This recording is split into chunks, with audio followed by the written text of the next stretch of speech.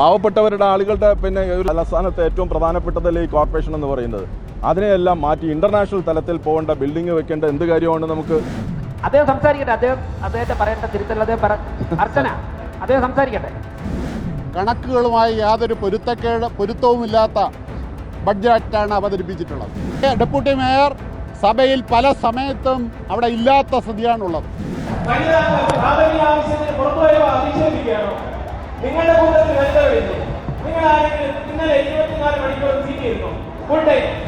Deputy mayor പറയേണ്ട മറുപടി NDAയുടെ കൗൺസിലർമാരായിട്ടുള്ള ചില ആളുകൾ സൂപ്പർ മേയർമാർ ആയി ചമഞ്ഞുകൊണ്ട് സംസാരിക്കുന്ന അവസ്ഥയുണ്ട്. ദീപക് സംസാരിക്കും, വേറെ ആർക്കും മൈക്ക് കൊടുത്തില്ല, മറ്റാർക്കും മൈക്ക് കൊടുത്തില്ല. അങ്ങ് സംസാരിക്കണം. നിങ്ങൾ ചർച്ചയിൽ പങ്കെടുത്ത് സംസാരിക്കണം. വരുത്തേണ്ട തിരുത്തലുകൾ വരുത്താം. സംസാരിക്കാം. നിങ്ങൾ പറഞ്ഞ മാറ്റങ്ങൾ വരുത്താം, വരുത്തേണ്ട മാറ്റങ്ങൾ വരുത്താം. സംസാരിക്കണം. ജിമിക്കുകൾ കാണിക്കുകയാണ് യഥാർത്ഥത്തിൽ ചെയ്യുന്ന മേയറുടെ മേയർക്ക് എന്താണ് കപ്പാസിറ്റി? നമസ്കാരം. തിരുവനന്തപുരം നഗരസഭയിൽ BJP അധികാരത്തിലേറിയതിന് ശേഷമുള്ള ആദ്യ ബഡ്ജറ്റ് അവതരണം ഇക്കഴിഞ്ഞ ദിവസമാണ് നടന്നത്. ഇതിനെതിരെ വലിയ രീതിയിലുള്ള ആരോപണവും ഈ ബഡ്ജറ്റിനെ നിരാകരിച്ചുകൊണ്ടുമാണ് നിലവിലിപ്പോൾ CPM-ഉം കോൺഗ്രസ് കൗൺസിലർമാരും രംഗത്ത് വന്നിരിക്കുന്നത്. ആദ്യം കോൺഗ്രസ് കൗൺസിലർമാർ ഈ ബഡ്ജറ്റിനെ നിരാകരിച്ചുകൊണ്ട് ബഹിഷ്കരിച്ചുകൊണ്ട് ഇറങ്ങി പോവുകയായിരുന്നു. പിന്നീട് CPM കൗൺസിലർമാരും ഈയൊരു സഭ ബഹിഷ്കരിച്ചുകൊണ്ട് പുറത്തേക്ക് ഇറങ്ങിയിരിക്കുകയായിരുന്നു. ഇവിടെ കൗൺസിൽ യോഗത്തിൽ സംഭവിച്ചത് ഈ ഒരു ബഡ്ജറ്റ് അവതരണത്തിൽ നിരവധി സാമ്പത്തിക പൊരുത്തക്കേടുകൾ ഉണ്ട് എന്നും അതുകൂടാതെ മുനിസിപ്പാലിറ്റി ആക്ടിന് ഉതകുന്ന രീതിയിലുള്ളൊരു ബഡ്ജറ്റ് അവതരണമോ പദ്ധതികളോ ഒന്നും തന്നെയല്ല പ്രഖ്യാപിച്ചിരിക്കുന്നത് എന്നാണ് CPM-ന്റെ കൗൺസിലറായ SP ദീപക് പറഞ്ഞത്. ഈ ഒരു അവസരത്തിൽ ഡെപ്യൂട്ടി മേയറായ ആശാനാഥ് ഈ സഭയിൽ ഇല്ലായിരുന്നു. അവർ പ്രാഥമിക കൃത്യങ്ങൾ നിർവഹിക്കാൻ വേണ്ടി പോയതായിരുന്നു. ഈ ഒരു സാഹചര്യത്തിൽ ഡെപ്യൂട്ടി മേയർ ഇക്കാര്യങ്ങൾ കേൾക്കാൻ പോലും സഭയിലില്ല എന്നുള്ള വാദം CPM കൗൺസിലർമാർ ഉന്നയിക്കുകയായിരുന്നു. പിന്നീട് സഭ ബഹിഷ്കരിച്ച് CPM കൗൺസിലർമാരും പുറത്തേക്ക് ഇറങ്ങി. തിരുവനന്തപുരം നഗരസഭയിൽ 24-ാം തീയതി ഡെപ്യൂട്ടി മേയർ അവതരിപ്പിച്ച ബഡ്ജറ്റ്, ആ ബഡ്ജറ്റ് യാതൊരുവിധ യാഥാർത്ഥ്യവും കണക്കുകളുമായി യാതൊരു പൊരുത്തവുമില്ലാത്ത ബഡ്ജറ്റാണ് അവതരിപ്പിച്ചിട്ടുള്ളത്. ആ ബഡ്ജറ്റിനെ ന്യായീകരിക്കുന്ന രൂപത്തിലുള്ള വാക്കുകളാണ് പല ഭാഗങ്ങളിൽ നിന്നും NDAയുടെ കൗൺസിലർമാർ ഇടപെട്ടുകൊണ്ട് പറയുന്നത്. ഇന്നലെയും ഇന്നുമായി നടന്ന ചർച്ചയിൽ തന്നെ അവർ സൂചിപ്പിക്കുന്നത് ഡെപ്യൂട്ടി മേയർ പറയേണ്ട മറുപടി NDAയുടെ കൗൺസിലർമാരായിട്ടുള്ള ചില ആളുകൾ സൂപ്പർ മേയർമാർ ആയി ചമഞ്ഞുകൊണ്ട് സംസാരിക്കുന്ന അവസ്ഥയുണ്ട്. ആ അവസ്ഥയെ ഞങ്ങൾ ചോദ്യം ചെയ്യപ്പെടുകയാണ്. അതോടൊപ്പം തന്നെ നഗരസഭയിൽ അവതരിപ്പിച്ച ബഡ്ജറ്റ് തെറ്റായിട്ടുള്ള കണക്കുകളുടെ കാര്യമാണ്. LDFൻ്റെ സഭാ നേതാവായിട്ടുള്ള സഖാവ് SP ദീപക് ഈ കാര്യങ്ങളെ സംബന്ധിച്ച് അവസാനം സംസാരിച്ചു കൊണ്ടിരിക്കുന്ന അവസരത്തിൽ തന്നെ തെറ്റായിട്ടുള്ള വിവരങ്ങൾ അവതരിപ്പിച്ചുകൊണ്ട് സംസാരത്തെ തന്നെ തടസ്സപ്പെടുത്തുന്ന രൂപത്തിലുള്ള പ്രവർത്തനമാണ് അവരുടെ ഭാഗത്തു നിന്നുണ്ടായിട്ടുള്ളത്. ബഡ്ജറ്റിൻ്റെ കുറവുകളെ സംബന്ധിച്ചുള്ള യാഥാർത്ഥ്യം വളരെ വ്യക്തതയോടെ സൂചിപ്പിച്ചപ്പോൾ അതിൻ്റെ കാര്യം മനസ്സിലാക്കിക്കൊണ്ട് അതിൽ നിന്ന് രക്ഷപ്പെടാൻ ചില NDAയുടെ കൗൺസിലർമാർ പെട്ടെന്ന് ഇടപെടുകയും ആ ഇടപെട്ടുകൊണ്ട് പ്രസംഗത്തെ തന്നെ തടസ്സപ്പെടുത്തുവാൻ ശ്രമിക്കുകയുണ്ടായി. അതുപോലെ തന്നെ ഏറ്റവും പ്രധാനമായും ആ സഭയിൽ ആവശ്യപ്പെട്ടത് ഈ ബഡ്ജറ്റ് അവതരിപ്പിച്ച ഡെപ്യൂട്ടി മേയർ സഭയിൽ പല സമയത്തും അവിടെ ഇല്ലാത്ത സ്ഥിതിയാണുള്ളത്. ഇന്നലെ ആയാലും ഇന്നായിരുന്നാലും ഇതിനെല്ലാം തന്നെ മറുപടി വളരെ വ്യക്തതയോടെ പറയേണ്ട ഡെപ്യൂട്ടി മേയർ ആ സഭയിലില്ല. ആ സഭയിലില്ലാത്ത കാര്യത്തെ ചോദ്യം ചെയ്തപ്പോഴാണ് വലിയ ബഹളവും നേരിടലിൻ്റെ രൂപത്തിലുള്ള ജനാധിപത്യ അട്ടിമറിക്കുന്ന രൂപത്തിലുള്ള പ്രവർത്തനത്തിലേക്ക് അവർ മുന്നോട്ട് വന്നത്. അതിൻ്റെ ഭാഗമായിട്ടാണ് LDFൻ്റെ കൗൺസിലർമാർ ഈ സഭ ബഹിഷ്കരിച്ചുകൊണ്ട് ഈ ബഡ്ജറ്റിനെ തള്ളിക്കളഞ്ഞുകൊണ്ട് മുന്നോട്ട് വന്നിട്ടുള്ളതെന്നുള്ള കാര്യം ഇവിടെ സൂചിപ്പിക്കുക. ഈ നഗരസഭയുടെ ആദ്യ ബഡ്ജറ്റ് എന്ന് പറയുന്നത് ജനങ്ങളുമായിട്ട് നമ്മുടെ ആഗ്രഹിക്കുന്ന രൂപത്തിൽ നമ്മുടെ നാട്ടിലെ പൊതുവായിട്ടുള്ള വികസനവും ക്ഷേമ പ്രവർത്തനങ്ങൾക്കും വേണ്ടിയിട്ട് സാധാരണ പാവപ്പെട്ട ആളുകൾക്ക് വേണ്ടിയിട്ടുള്ള യാതൊരു കാര്യവും ഉൾപ്പെടുത്താത്ത ഒരു ബഡ്ജറ്റാണ് ഇവിടെ അവതരിപ്പിക്കപ്പെട്ടത്. അതുമാത്രമല്ല, നമ്മുടെ സംസ്ഥാനത്ത് നിലനിൽക്കുന്ന വികസന പ്രവർത്തനങ്ങളെയും ക്ഷേമ പ്രവർത്തനങ്ങളെയും എല്ലാം തകടം മറിക്കുന്നതിന് വേണ്ടിയിട്ടുള്ള ഒരു ബഡ്ജറ്റായിട്ടാണ് ഇതിനെ കാണാൻ വേണ്ടിയിട്ട് പറ്റുന്നത്. കേവലം BJPയുടെ ഒരു അജണ്ടകൾ നടപ്പിലാക്കുന്ന, മുദ്രാവാക്യങ്ങൾ നടപ്പിലാക്കുന്ന, അവർക്ക് രാഷ്ട്രീയമായിട്ടുള്ള പൊളിറ്റിക്കൽ റീൽസ് ഓടിക്കുന്നതിന് വേണ്ടിയിട്ടുള്ള ഒരു ബഡ്ജറ്റാണ് നമ്മുടെ ഈ നഗരസഭയിൽ അവതരിപ്പിക്കപ്പെട്ട ബഡ്ജറ്റ് എന്ന് പറയുന്നത്. നമുക്കറിയാമല്ലോ, നമ്മുടെ ഈ മുനിസിപ്പാലിറ്റി ആക്ട് അനുസരിച്ചുള്ള ഒരു ബഡ്ജറ്റാണ് ഇവിടെ വരേണ്ടത്. ഇതിന് ചില വ്യവസ്ഥകളുടെ അടിസ്ഥാനത്തിലും നിയമത്തിൻ്റെ അടിസ്ഥാനത്തിലുമാണ് ഈ ബഡ്ജറ്റ് ഇവിടെ അവതരിപ്പിക്കപ്പെടേണ്ടത്. പക്ഷേ നമ്മുടെ മുനിസിപ്പാലിറ്റി ആക്ട് എന്ന് പറയുന്നത് തന്നെ പൊതുവിൽ ഇത് ഈ ചട്ടങ്ങളെ മുഴുവൻ മറികടന്ന് ഈ പറയുന്ന ആ ചട്ടങ്ങളുടെ അടിസ്ഥാനപ്പെടുത്തിയിട്ടുള്ള ഒരു ബഡ്ജറ്റല്ല ഇവിടെ നടപ്പിലാക്കിയിട്ടുള്ളത്. ഇപ്പോൾ നടപ്പിലാക്കിയിട്ടുള്ളതിൽ ഏറ്റവും പ്രധാനമായി കാണേണ്ടത് 574 കോടി രൂപയുടെ വർധനവ് ഇതിനകത്ത് പറയുന്നുണ്ട്. ആ ബഡ്ജറ്റിനകത്ത് 574 കോടി രൂപയുടെ വർധനവ് എങ്ങനെയാണ് ഇവർ നടപ്പിലാക്കുന്നതിന് അതിൻ്റെ യാഥാർത്ഥ്യത്തെ സംബന്ധിച്ചുള്ളതൊന്നും ആ ബഡ്ജറ്റിനകത്ത് പറഞ്ഞിട്ടില്ല. അതിൻ്റെ അർത്ഥം എന്ന് പറയുന്നത് 574 കോടി രൂപയെന്ന് പറയുന്നത് സാധാരണ ആളുകളുടെ പുറത്ത് അത് അടിച്ചേൽപ്പിക്കുക, അത് ഇമ്പോസ് ചെയ്യുന്നതിന് വേണ്ടിയിട്ട് പലതരത്തിലുള്ള ടാക്സ് ഇനത്തിൽ അതിനെ ജനങ്ങൾക്ക് മേലിൽ ഒരുപാട് ബാധ്യതപ്പെടുത്തുന്ന രൂപത്തിലേക്കുള്ള ഒരു ബഡ്ജറ്റായി ഈ ബഡ്ജറ്റിനെ കാണാൻ വേണ്ടിയിട്ട് കഴിയും എന്നുള്ളതാണ്. ആ രൂപത്തിലുള്ള ഒരു ബഡ്ജറ്റാണ് ഇവിടെ ഇപ്പോൾ ഇതിനകത്ത് അവതരിപ്പിക്കപ്പെട്ടിരിക്കുന്നതെന്നുള്ളതാണ്. ഈ ചട്ടത്തിൻ്റെ അടിസ്ഥാനത്തിൽ പല കാര്യങ്ങളെ സംബന്ധിച്ച് ഇപ്പോൾ കേരള മുനിസിപ്പാലിറ്റി ആക്ട് 286B പ്രകാരം വർഷാവസാനം മുനിസിപ്പാലിറ്റിയുടെ റവന്യൂ വരുമാനത്തിൻ്റെ 5% കുറയാത്ത തുക നീക്കിയിരിപ്പ് ഉണ്ടാകണമെന്നുള്ള വ്യവസ്ഥയാണ് ഉള്ളത്. എന്നാൽ ഈ പറയുന്ന രൂപത്തിൽ തന്നെ ഒരു നീക്കിയിരിപ്പും അതിനകത്ത് നടത്തിയിട്ടില്ല എന്നുള്ളത് കാണാൻ വേണ്ടിയിട്ട് കഴിയും. അതുപോലെ തന്നെയാണ് 286B പ്രകാരം ദാരിദ്ര്യ ലഘൂകരണത്തിന് പരിപാടിക്ക് വേണ്ടിയിട്ട് 2% മാറ്റിവെക്കണമെന്ന് പറയുന്നുണ്ട്. അത് എല്ലാം പറയുന്നത് സ്റ്റാറ്റ്യൂട്ടും നിയമത്തിൻ്റെ അടിസ്ഥാനത്തിലാണ് പറയുന്നത്. പക്ഷേ 9 കോടി രൂപ ഇതിനകത്ത് വകയിരുത്തി വെക്കേണ്ടതാണ് ഈ ബഡ്ജറ്റ് നിയമത്തിൻ്റെ അടിസ്ഥാനത്തിൽ. അവിടെ 1 കോടി രൂപ മാത്രമാണ് ഇവിടെ ദാരിദ്ര്യ മുക്ത നഗരമാക്കി മാറ്റുന്നതിന് വേണ്ടിയിട്ട് പറഞ്ഞിരിക്കുന്നത്.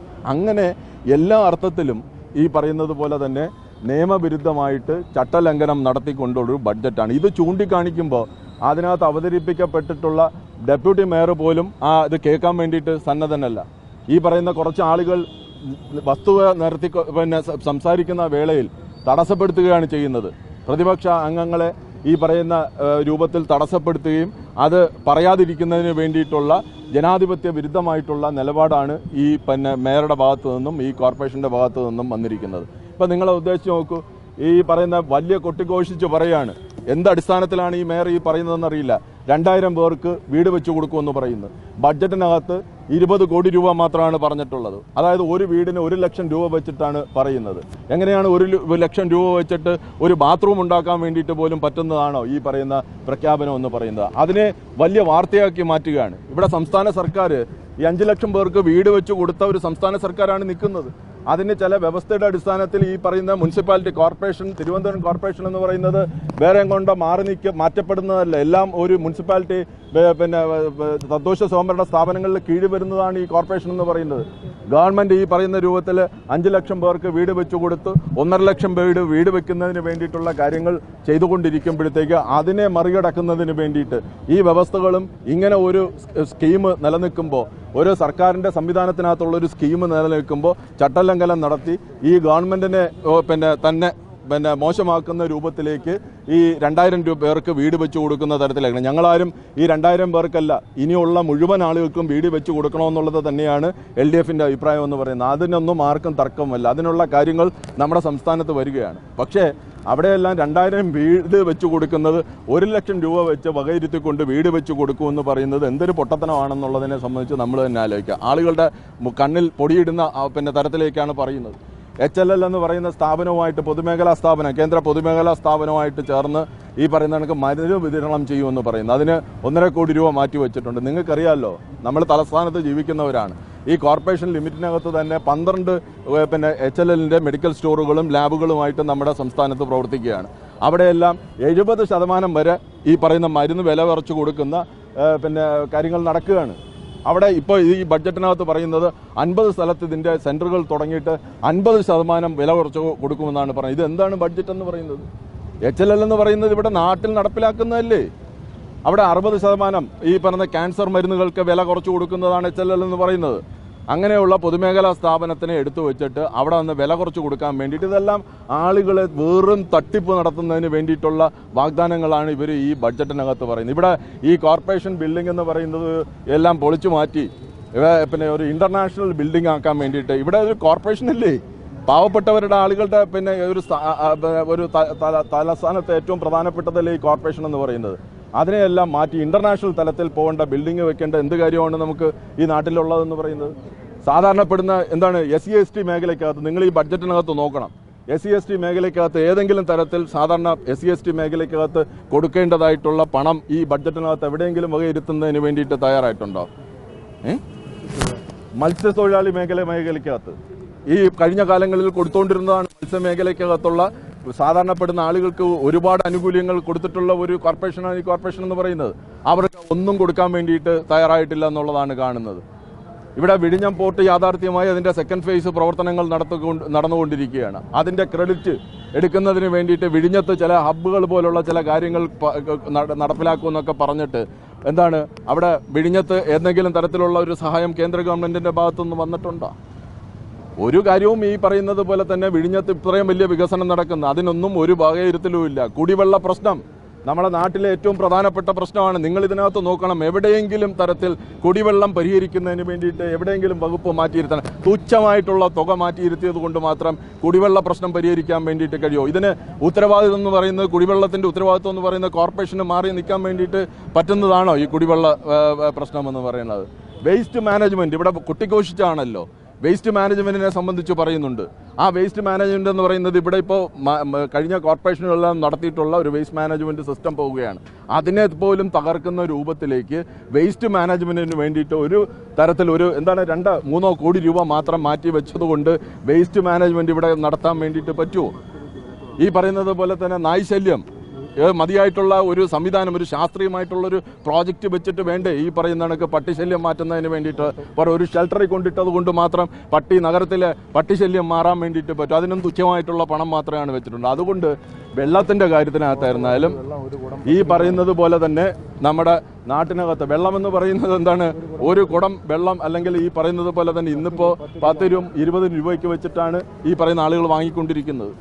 ഈ പറയുന്ന 20 രൂപയ്ക്ക് ഇത് കൊടുക്കുമെന്നാണ് പറയുന്നത്, എന്താണ് ഭക്ഷണം കൊടുക്കുന്നുണ്ട്. നമ്മുടെ നാട്ടിൽ 20 രൂപയ്ക്ക് ഭക്ഷണം കൊടുത്തിട്ട് എത്ര ദിവസം, എത്രയൊക്കെ സ്ഥലം, എത്ര വർഷമായി കുടുംബശ്രീ മറ്റും തടങ്ങുന്ന സ്ഥാപനങ്ങൾ മുഖാന്തരം 20 രൂപയ്ക്ക് ഭക്ഷണം കൊടുക്കുകയാണ്. സൗജന്യമായിട്ട് ജനകീയമായിട്ട് ഭക്ഷണം കൊടുക്കുന്ന, സൗജന്യമായിട്ട് കൊടുക്കുന്ന സംവിധാനം വരെ നമ്മുടെ മുമ്പിൽ നിൽക്കുകയാണ്. അപ്പോൾ അതുകൊണ്ട് ഇതെല്ലാം യഥാർത്ഥത്തിൽ എന്ന് പറഞ്ഞു കഴിഞ്ഞാൽ വെള്ളത്തിൻ്റെ പ്രശ്നം പരിഹരിക്കുന്നതിന് വേണ്ടിയിട്ട് ഒന്നുമില്ല, പട്ടിശല്യം പരിഹരിക്കുന്നതിന് വേണ്ടിയിട്ട് ബഡ്ജറ്റിനകത്ത് ഇക്കാര്യമായിട്ടുള്ളത് ഒന്നുമില്ല, വേസ്റ്റ് മാനേജ്മെൻറ്റ് ഒരു കാര്യങ്ങൾ ആയിട്ടുള്ളൊരു സംവിധാനമില്ല, സ്ത്രീ ശാസ്ത്രീകരണം അതിന് വേണ്ടിയിട്ടുള്ള കാര്യങ്ങൾ നമ്മുടെ മുമ്പിൽ ഒന്നുമില്ല, SC/ST മേഖലയ്ക്കകത്തുള്ള പാവപ്പെട്ടവർക്ക് വേണ്ടിയിട്ടുള്ള ആനുകൂല്യങ്ങളില്ല, മത്സ്യത്തൊഴിലാളികൾക്ക് വേണ്ടിയിട്ടുള്ള ആനുകൂല്യങ്ങൾ. ഒരു ജംബോ ബഡ്ജറ്റ് തയ്യാറാക്കി കേന്ദ്ര ഗവൺമെൻറ്റിൻ്റെ കുറേ പദ്ധതികൾ കുറേ പേര് മാറ്റി ഉഡായിപ്പ് കാണിച്ച് നടത്തിയതല്ലാതെ ഒരു കിട്ടാത്ത കാര്യങ്ങളാണ് ഇതിനകത്ത് പറയുന്നത്. ഈ ബഡ്ജറ്റിനകത്ത് ഈ കണക്കുകളുമായിട്ട് യഥാർത്ഥത്തിൽ ഈ പറയുന്ന എന്തെങ്കിലും ചെയ്യുന്നുണ്ടോ? സ്കൂളുകൾ ഇപ്പോൾ നമ്മളെ വിദ്യാഭ്യാസ മേഖലയ്ക്കകത്ത് സ്കൂളുകളിൽ കഴിഞ്ഞ കോർപ്പറേഷൻ നിരന്തരമായിട്ട് ഇടപെട്ട് സ്കൂളുകളിലെ അടിസ്ഥാന സൗകര്യങ്ങൾ വർദ്ധിപ്പിക്കുന്നതിന് വേണ്ടിയിട്ടും ഡിജിറ്റൽ ക്ലാസ് റൂം ആക്കുന്നതിന് വേണ്ടിയിട്ടുമൊക്കെ സർക്കാരിൻ്റെ ഭാഗത്തു നിന്ന് ഒരുപാട് പദ്ധതികൾ വന്ന് ഈ പറയുന്ന കോർപ്പറേഷൻ അതിനെ തുടർന്നുള്ള പ്രവർത്തനങ്ങൾ നടത്തണ്ടേ? അതിന് വേണ്ടിയിട്ട് അർഹതപ്പെട്ടിട്ടുള്ള സ്കൂളിനകത്ത് അതിന് വേണ്ടിയിട്ടുള്ള ഒരു പണം മാറ്റി വെക്കണ്ടേ? ഇവിടെ എന്താണ് 25 ലക്ഷം രൂപയാണ് മാറ്റി വെച്ചിരിക്കുന്നത്. എങ്ങനെയാണ് വിദ്യാഭ്യാസ മേഖലയ്ക്കകത്ത് ഇവർ കാര്യങ്ങൾ ഇടപെടുന്നതെന്നുള്ളതിനെ സംബന്ധിച്ച് നിങ്ങളൊന്ന് ആലോചിച്ച് നോക്കുക. ആരോഗ്യ മേഖലയ്ക്കകത്ത് നമ്മളെ പാവപ്പെട്ടവർക്ക് വേണ്ടിയിട്ട് ആരോഗ്യ സംരക്ഷണത്തിന് വേണ്ടിയിട്ട് പ്രാഥമിക ആരോഗ്യ കേന്ദ്രങ്ങൾ നല്ല രൂപത്തിൽ നടക്കുന്ന ഒരു കോർപ്പറേഷൻ ലിമിറ്റാണ് നമ്മുടെ കോർപ്പറേഷൻ ലിമിറ്റ് എന്ന് പറയുന്നത്. അതിന് വേണ്ടിയിട്ട് അർഹതപ്പെട്ടിട്ടുള്ള പണം ഉപയോഗപ്പെടുത്തിയിട്ട് അവിടെ പോലും ഈ പറയുന്ന പ്രാഥമിക ആരോഗ്യ കേന്ദ്രത്തിനകത്ത് പോലും ഈ ആവശ്യമായിട്ടുള്ള തുക ഇവിടെ മാറ്റി വെച്ചിട്ടില്ല. ഇതെല്ലാം കാണിക്കുന്നത് എന്തെന്ന് ചോദിച്ചാൽ നമ്മളെ നാട്ടിൽ നടന്നുകൊണ്ടിരുന്ന വികസന പ്രവർത്തനങ്ങളും ക്ഷേമ പ്രവർത്തനങ്ങളും എല്ലാം തകർക്കുന്ന രൂപത്തിലേക്കാണ് നമ്മൾ നടത്തുന്നതെന്ന് പറഞ്ഞാൽ ഒരു പ്രഖ്യാപനവും കാര്യമായിട്ടുള്ളൊരു പ്രഖ്യാപനവും ഇല്ല. ഇപ്പോൾ പ്രധാനമന്ത്രിയുടെ പ്രഖ്യാപനം നടത്തുമെന്നൊക്കെ പറഞ്ഞ് വലിയ വീമ്പിളപ്പിക്കിയിട്ടാണ് ഈ കോർപ്പറേഷൻ അധികാരത്തിൽ തന്നെ വരുന്നത്. നിങ്ങൾ ആലോചിച്ച് നോക്കണം, ഈ കോർപ്പറേഷൻ അധികാരത്തിൽ വരുമ്പോഴത്തേക്ക് പ്രധാനമന്ത്രി വരും, ഈ നഗരത്തിന് വേണ്ടിയിട്ടുള്ള പ്രഖ്യാപനങ്ങൾ നടത്തും. ഞങ്ങൾ ഇന്നലെ പറഞ്ഞു എയിംസിൻ്റെ കാര്യത്തിനകത്തും അതിവേഗ റെയിലിൻ്റെ പാതയ്ക്ക് വേണ്ടിയിട്ടും ഞങ്ങൾ പ്രധാനമന്ത്രിയെ കാണാൻ വേണ്ടിയിട്ട് പോലും തയ്യാറാണെന്നുള്ളത് ഞങ്ങൾ ഇന്നലെ ഈ പറയുന്ന ഡിസ്കഷനകത്ത് പറഞ്ഞു. ഇങ്ങനെ അർഹതപ്പെട്ടിട്ടുള്ള ഒരു കാര്യവും നടക്കാതെ ഇവിടെ ഈ പറയുന്ന ഒരു വികസനത്തിന് വേണ്ടിയിട്ട്, വികസന മുരടിപ്പിന് വേണ്ടിയിട്ട് ഈ കാര്യങ്ങൾ ചെയ്യുന്ന ഒരു ബഡ്ജറ്റായി മാറുകയാണ് ചെയ്യുന്നത്. ഇതിൻ്റെ ഇടയിൽ തന്നെ നടന്നൊരു സംഭവം എന്ന് പറഞ്ഞാൽ മേയർ ഈ പറയുന്നത് ഒരു ബഡ്ജറ്റ് സെക്ഷൻ എന്ന് പറയുമ്പോൾ നിങ്ങൾക്കറിയാലോ അതിനൊരു അജണ്ടയും കാര്യങ്ങളും ഒക്കെ ഉണ്ട്. അതിൻ്റെ അടിസ്ഥാനത്തിലാണ് പോകുന്നത്. ആ മേയറുടെ കപ്പാസിറ്റി ഉപയോഗപ്പെടുത്തിയിട്ട് ഒരു കത്ത് അദ്ദേഹം വായിക്കുകയാണ്. വയനാട്ടിൽ നിന്ന് ആരോ എഴുതിയ ഒരു കത്താണ് പോലും. അവർക്ക് വീടില്ല എന്ന് പറയുന്നത് ഇന്നലെ പ്രഖ്യാപിച്ചതാണ്. ഈ പറഞ്ഞ 24-ാം തീയതി നമ്മളെ ബഡ്ജറ്റ് പ്രഖ്യാപിച്ചപ്പോഴത്തേക്ക് ഒരു കത്തെടുത്ത് എഴുതി കാണിക്കുകയാണ്. എന്താണ് കാണിക്കുന്നതെന്ന് പറഞ്ഞാൽ ഈ പറയുന്ന കണക്ക് വീടില്ലാത്ത ഒരാളാണ്, അതുകൊണ്ട് ഇവിടെ വന്നിട്ടുള്ള പ്രധാനമന്ത്രിയുടെ സ്കീം അനുസരിച്ചുള്ള ഉഡായിപ്പ് 2000 വീടുകൾ എന്ന് പറയുന്നത് ഒരു വീട് വയനാട്ടിലുള്ള ഒരാൾക്ക് ഇവിടെ കിട്ടണമെന്നുള്ള ഔട്ട് ഓഫ് അജണ്ടയിൽ പറയുകയാണ്. അതിന് വ്യക്തിപരമായി അദ്ദേഹം ഇത് വീട് വെച്ച് കൊടുക്കാൻ വേണ്ടിയിട്ടുള്ള മേയറുടെ ആളുകൾ പോയി മറ്റു കാര്യങ്ങൾ ചെയ്യുമെന്നാണ് പറഞ്ഞത്. ഞാൻ ചോദിക്കുന്നത്, ഈ വയനാട് ഇത്രയും വലിയ പ്രകൃതി ദുരന്തം ഉണ്ടായി, അവിടെ ഒരു വലിയ ടൗൺഷിപ്പ് വരികയാണ്, അതിൻ്റെ ഉദ്ഘാടനം നടക്കാൻ വേണ്ടിയിട്ട് പോവുകയാണ്. അതിനു വേണ്ടിയിട്ട് എത്ര പ്രാവശ്യമാണ് കേന്ദ്രത്തിനോട് അർഹതപ്പെട്ടിട്ടുള്ള ഈ പ്രകൃതി ദുരന്തത്തിനകത്ത് നമ്മളെ രാജ്യത്ത് നടന്ന ഏറ്റവും വലിയ പ്രകൃതി ദുരന്തത്തിൽ ഒന്നായിട്ടുള്ള അതിൽ ഒരു പണം തരാൻ വേണ്ടിയിട്ട് ആവശ്യപ്പെട്ടിട്ട് 5 പൈസ നയാ പൈസ തരാത്ത ഒരു കേന്ദ്ര ഗവൺമെൻറ്റാണ്. അവിടെ ഇപ്പോൾ ടൗൺഷിപ്പ് യാഥാർത്ഥ്യമാകുമ്പോഴത്തേക്ക് ആ ടൗൺഷിപ്പിൻ്റെ മേളിൽ അതിനെ കളിയാക്കുന്നതിന് വേണ്ടിയിട്ടുള്ള കാര്യങ്ങൾ ഒരു കത്ത് മുഖാന്തരം ജിമിക്കുകൾ കാണിക്കുകയാണ് യഥാർത്ഥത്തിൽ ചെയ്യുന്ന മേയറുടെ മേയർക്ക് എന്താണ് കപ്പാസിറ്റി? മേയർ എന്ന് പറയുന്നത് ഈ പറയുന്നത് പോലെ തന്നെ നമ്മുടെ ഈ ലിമിറ്റേഷൻസ് ഇല്ലേ, ഒരു 3 ടയർ സിസ്റ്റം അല്ലേ പോകേണ്ടത്. ആ 3 ടയർ സിസ്റ്റത്തിനകത്ത് ഒരു കോർപ്പറേഷൻ ലിമിറ്റ് എന്ന് പറയുന്നത് ഇട്ടാവട്ടത്തിലുള്ള ഒരു കോർപ്പറേഷൻ ലിമിറ്റിൻ്റെ ഒരു മേയർ കാണിക്കുന്നത് ഈ വയനാട് പോലുള്ള സ്ഥലത്ത് ഇടപെടാൻ വേണ്ടിയിട്ടുള്ള വെമ്പലാണ് അദ്ദേഹം നടത്തുന്നത്. അതിനെ രാഷ്ട്രീയവൽക്കരിക്കാൻ വേണ്ടിയിട്ടാണ് നടത്തുന്നത്. തള്ളൽ എന്ന് പറഞ്ഞാൽ ഭയങ്കരമായിട്ടുള്ള തള്ളലാണ് യഥാർത്ഥത്തിൽ ഇന്ന് ഈ മേയർ നടത്തുന്നത്. ബഡ്ജറ്റിൻ്റെ കണക്കുമായിട്ട് ഒരു പൊരുത്തവും ഇല്ല. ഇതിൻ്റെ ബഡ്ജറ്റിൻ്റെ ചില വ്യവസ്ഥകളുണ്ട്. ആ ബഡ്ജറ്റിൻ്റെ വ്യവസ്ഥകൾ അനുസരിച്ച് നോക്കുമ്പോൾ ഇതിൻ്റെ പിന്നെ ഈ എവിടെയൊക്കെയാണെന്നുള്ളതിനെ സംബന്ധിച്ചുള്ള കണക്കുകൾ ഞാൻ ഇതിനകത്ത് നിങ്ങൾക്ക് കോപ്പികൾ ഇതിനകത്ത് തരാം. ഇതൊരു പൊളി ബഡ്ജറ്റാണ്. ഇത് കോർപ്പറേഷൻ്റെ ചരിത്രത്തിൽ ഇത്രയും കാലത്തെ ചരിത്രത്തിനകത്ത് ഇങ്ങനെ ഒരു ബഡ്ജറ്റ് നമ്മളെ തലസ്ഥാനം കണ്ടിട്ടില്ല എന്നുള്ളതാണ്. ഇതിൽ പ്രതിഷേധിച്ച് ഞങ്ങൾ ഈ കാര്യങ്ങൾ അതിനകത്ത് ഉന്നയിപ്പിക്കുന്ന ഒരു ജനാധിപത്യ വ്യവസ്ഥയ്ക്കകത്ത് കാര്യങ്ങൾ അവതരിപ്പിക്കാൻ വേണ്ടിയിട്ടുള്ള ഒരു സെക്ഷനാണ് നടക്കുന്നത്. അത് നിങ്ങൾ മാധ്യമ പ്രവർത്തകർ കണ്ടിട്ടുണ്ടാകും. കാര്യമായിട്ടുള്ള ഒരു പ്രതികരണം ആ കാര്യത്തിനകത്ത് നടത്തുമ്പോൾ മറ്റ് കൗൺസിലർമാരും മറ്റ് തീരുമാനമെടുത്തതുപോലെ തന്നെ ഈ കാര്യങ്ങൾ വസ്തുതകൾ നിരത്തി പറയുമ്പം അത് മറച്ചു വെക്കുന്നതിന് വേണ്ടിയിട്ട് പ്രസംഗത്തെ തടസ്സപ്പെടുത്തി അത് പറയാതിരിക്കാൻ വേണ്ടിയിട്ടാണ് ഇവർ വെമ്പൽ കൊള്ളുന്നതെന്നുള്ള രൂപത്തിൽ. അതുകൊണ്ടാണ് ഈ ബഡ്ജറ്റിനെ, ഈ ജനവിരുദ്ധ ബഡ്ജറ്റിനെ തള്ളിക്കളഞ്ഞുകൊണ്ട് ഇടതുപക്ഷ ജനാധിപത്യ മുന്നണിയുടെ നേതൃത്വത്തിൽ കൗൺസിലർമാർ ഈ ബഡ്ജറ്റ് ബഹിഷ്കരിച്ച് ഇത് തള്ളിക്കളയാൻ വേണ്ടിയിട്ട് തീരുമാനിച്ചിട്ടുള്ളത്. ഇപ്പൊ ഇവിടുന്ന് എഴുതി തയ്യാറാക്കി വായിക്കണം. മാത്രമല്ല പ്രാഥമിക ആവശ്യത്തിന് പുറത്തു പോയപ്പോ അധിക്ഷേപിക്കുകയാണോ? പ്രാഥമിക ആവശ്യത്തിന് പുറത്തു പോയപ്പോ അധിക്ഷേപിക്കുകയാണോ? നിങ്ങളുടെ കൂട്ടത്തിൽ വനിതകളില്ലേ? നിങ്ങൾ ആരെങ്കിലും ഇന്നലെ 24 മണിക്കൂർ സീറ്റ് ചെയ്യുന്നു ഫുൾ ടൈം? ഇതിനെയാണ് മോശം.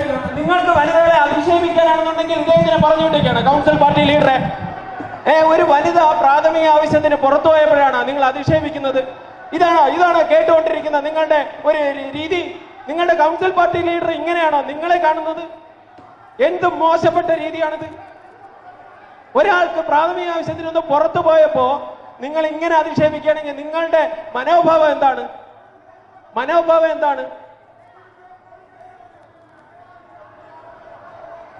നിങ്ങൾ എന്തിനാണ് ഇങ്ങനെ അധിക്ഷേപിക്കുന്നത്?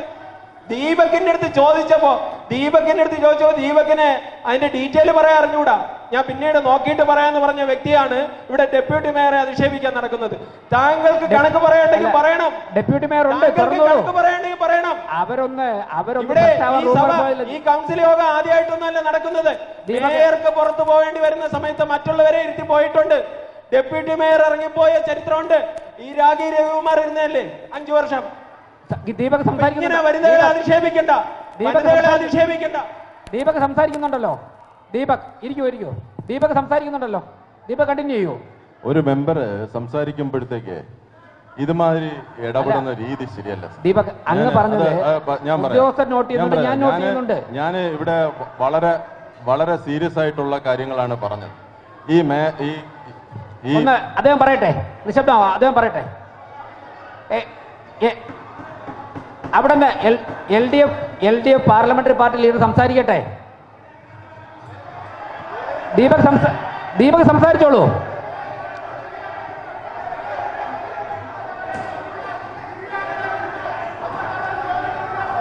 ദീപക്, അവർക്ക് മൈക്കിൽ, അങ്ങ് സംസാരിച്ചോളൂ. അങ്ങ് പറഞ്ഞു വന്ന കാര്യങ്ങൾ പൂർത്തിയാക്കണം.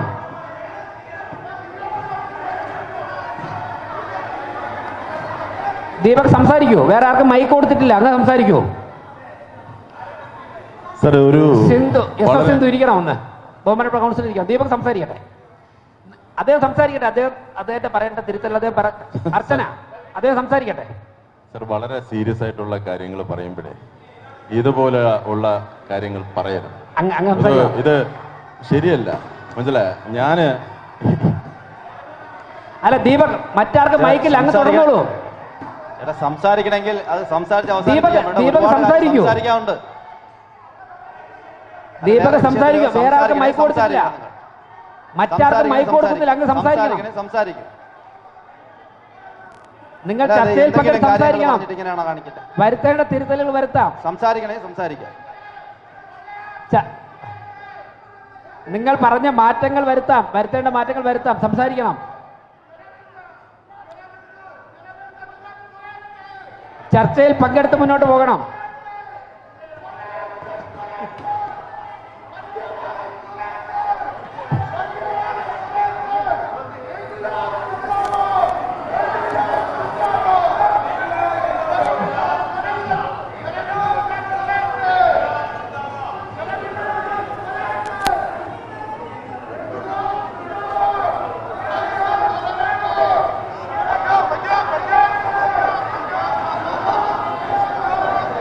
ശ്രീ പാപ്പനംകോട് സജി നേരത്തെ കൈ ഉയർത്തി, അദ്ദേഹം സംസാരിക്കണം. NDA parliamentary party leader Pappanamcode Saji. നമ്മുടെ ഈ CPM-ന്റെ parliamentary party leader Shri Deepak ji, നമ്മൾ ദീപക് ജി എന്ന് തന്നെ നമ്മളെല്ലാവരെയും അഭിസംബോധന സംസാരിക്കണോണ്ട് ദീപക് ജി. അദ്ദേഹം ചിന്തിക്കുന്നത്, അദ്ദേഹം ഇങ്ങനെ സ്വതസിദ്ധമായിട്ടുള്ള ശൈലിയിൽ ഇങ്ങനെ ചില കാര്യങ്ങൾ പറഞ്ഞാൽ അതൊക്കെ എല്ലാവരും അങ്ങ് വിശ്വസിക്കുമെന്നാണ് വിചാരിക്കുന്നത്. എന്തായാലും BJPയുടെ ഈ ബഡ്ജറ്റ് വെറും തള്ളാണ് എന്നും ഇത് മുനിസിപ്പാലിറ്റി ആക്ടിന് ഉതകുന്നതല്ല എന്നുമാണ് CPM ആരോപിക്കുന്നത്. ക്യാമറമാൻ അഖിൽ അശോകിനൊപ്പം അമൽ രുദ്ര, മറുനാടൻ മലയാളി, തിരുവനന്തപുരം.